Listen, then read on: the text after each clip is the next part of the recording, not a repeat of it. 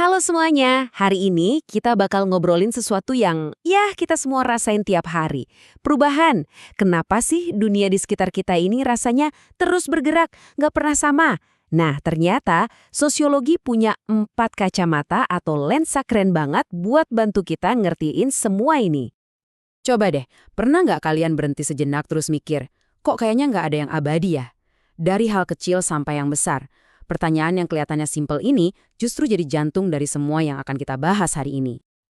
Pikirin deh, cara kakek nenek kita belanja dulu, itu kan beda banget sama cara kita sekarang yang tinggal klik beli sekarang di handphone. Nah, perubahan kayak gini tuh ada di mana-mana loh. Bener-bener di setiap sudut hidup kita. Oke, sekarang kita coba bedah lebih dalamnya. Perubahan ini kelihatannya mungkin acak, kayak nggak ada aturannya. Tapi sosiologi itu ngasih kita semacam toolkit, isinya 4 teori utama yang bisa bantu kita melihat pola di balik semua ini. Yuk, kita mulai dari lensa yang pertama. Nah, teori yang pertama ini bisa dibilang yang paling gampang kita pahami. Gampangnya, teori ini ngelihat perubahan itu kayak jalan lurus ke depan. Selalu maju, dari yang simple jadi makin kompleks, makin canggih. Intinya tuh gini, teori ini percaya kalau sejarah itu satu garis lurus yang nggak pernah mundur. Setiap tahapan baru itu dibangun di atas pondasi yang lama. Asumsinya ya, masyarakat itu terus-menerus jadi lebih baik, atau paling nggak jadi lebih rumit dan maju. Contoh soal belanja tadi, itu pas banget buat ngegambarin ini. Coba lihat, kan? Kita mulai dari pasar tradisional, ngobrol langsung sama penjualnya. Terus pindah ke supermarket yang serba efisien. Dan sekarang, udah masuk ke era belanja digital. Ini tuh contoh klasik banget dari perkembangan yang kelihatan bertahap dan cuma bergerak ke satu arah, maju. Oke, sekarang kita ganti kacamata ya. Kita lihat dari lensa kedua yang ngasih sudut pandang yang wah beda banget. Kalau tadi teori linear itu kayak garis lurus, nah teori siklus ini, sesuai namanya, kayak sebuah lingkaran. Pernah nggak sih kalian lihat tren fashion sekarang terus mikir, loh ini kan gaya jadul kok balik lagi? Nah, pertanyaan ini pas banget. Teori siklus bakal jawab, oh jelas bisa. Dan ada penjelasannya kenapa. Jadi, beda sama yang pertama tadi, teori ini nggak percaya sama kemajuan yang lurus terus tanpa henti. Malah, menurut teori ini, masyarakat itu ngalamin pasang surut. Kayak roda berputar gitu loh. Ada masa-masa jaya, terus ada masanya turun, nanti bisa mulai lagi dari awal siklusnya. Dunia fashion itu contoh paling gampang deh. Ingat kan celana lebar di tahun 80-an? Di tahun 2000-an, wah itu dianggap kuno banget. Semua orang pakai celana skinny. Sekarang lihat, celana lebar ngetren lagi di mana-mana. Nah, pola muter-muter kayak gini, inilah inti dari teori siklus. Jadi, sampai sini kita udah punya 2 cara pandang nih. Yang satu ngelihat perubahan itu kayak tangga yang terus kita naiki ke atas. Yang satu lagi ngelihatnya kayak roda yang terus berputar. Penting buat diingat ya, ini bukan soal mana yang benar, mana yang salah. Dua-duanya itu alat yang berguna buat memahami jenis perubahan yang beda-beda. Oke, lanjut ya. Sekarang kita bakal bahas 2 teori sekaligus nih. Karena mereka ini kayak 2 sisi dari koin yang sama, teori fungsional dan teori konflik. Dua-duanya sama-sama mencoba ngejawab kenapa sih perubahan itu terjadi, tapi jawabannya wah bertolak belakang banget. Ini nih pertanyaan yang relevan banget buat kita sekarang. Jawabannya, ternyata tergantung banget kacamata mana yang kita pakai buat ngelihatnya. Yuk kita bedah satu-satu.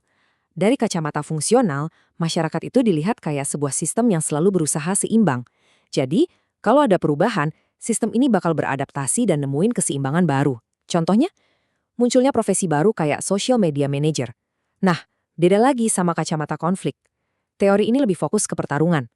Pertanyaannya bukan bagaimana kita seimbang, tapi siapa yang untung dan siapa yang rugi. Mereka bakal nunjukin gimana era digital ini justru bisa bikin kesenjangan sosial makin lebar. Dan kita sampai di lensa terakhir, yang keempat. Nah, yang ini beda lagi. Teori ini menempatkan kita semua, kamu dan saya, sebagai aktor utamanya.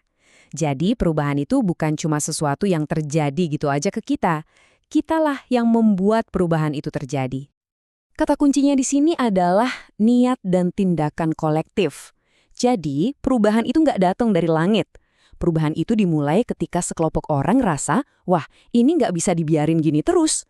Terus mereka bersatu, bergerak bareng buat menuntut sesuatu yang baru. Nah dari situlah lahir yang namanya gerakan sosial. Terus gimana cara kerjanya? Ya gini, gerakan sosial ini bakal nantang aturan atau kebiasaan lama. Mereka akan nawarin ide-ide baru yang mungkin awalnya kedengeran aneh.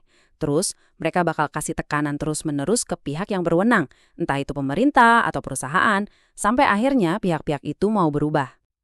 Oke, jadi sekarang kita udah punya 4 lensa di tangan. Lengkap sudah toolkit sosiolog kita. Pertanyaannya sekarang, gimana cara pakai semuanya ini secara bersamaan? Nah, ini poin yang penting banget ya. Ini bukan kompetisi buat nentuin teori mana sih yang paling benar. Bukan itu. Pertanyaan yang lebih tepat adalah, apa yang bisa kita pelajari dari masing-masing teori ini? Karena kalau kita pakai semuanya bareng-bareng, gambaran yang kita dapat bakal jauh lebih utuh. Oke, ini dia rangkuman singkatnya biar gampang diingat. Teori linear, kata kuncinya kemajuan. Teori siklus, pengulangan.